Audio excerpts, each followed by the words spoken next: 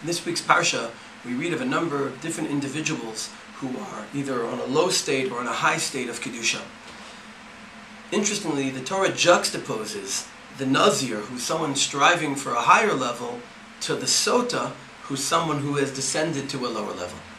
Chazal explained this juxtaposition by telling us that a person who sees what alcohol can cause to a Sota, and the low level and low types of actions a person can reach and commit when they're intoxicated, Yazir atzmo min hayayin.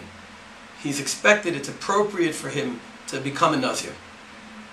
So the first question here is, why is it only someone who sees the deeds of a Sota who should become a Nazir?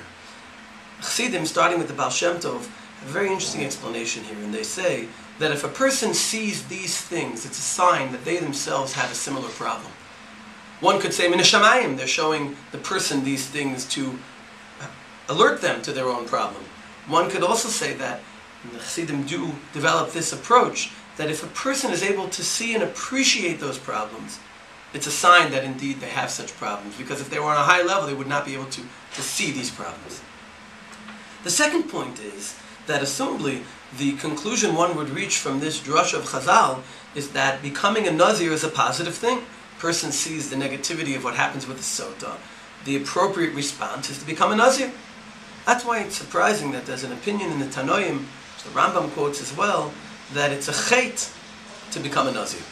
The Torah tells us that a Nazir has to bring a korban chatos, which seems to imply that there's some chait involved. And opinion in the Gemara explains that a person should be engaging the world, should be enjoying the world and striking a balance. Separating oneself from the world is something negative. But didn't we just say that there's a certain positive aspect to it? So I believe the explanation may lie in the parsha that comes after Nazir, which is Birkat Kohanim.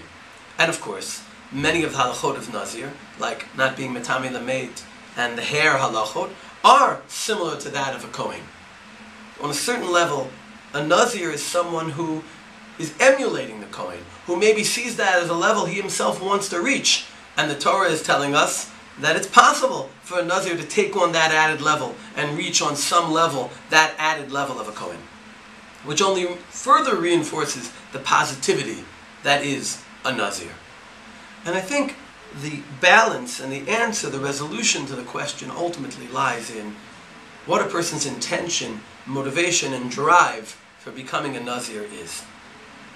It could be that what sensitized the person to the need to separate is what happens to a Sota. A person who sees the dissension of a Sota has to respond in some way. But ultimately, the goal should not be running from what challenges a person in this world faces. The goal should be running towards a higher level of Kedusha. Not running from, but running to.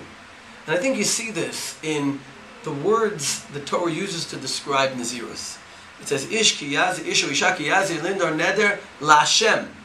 It has to be that a person does it, the intention of growing closer to HaKadosh Baruch Hu. Rashi explains the word la'Hashem, l'shem shamayim. Not to run from things in the world, but to try and seek a higher elevation, like a Kohen, the relationship with HaKadosh Baruch Hu, as symbolized in the Birkat Kohanim.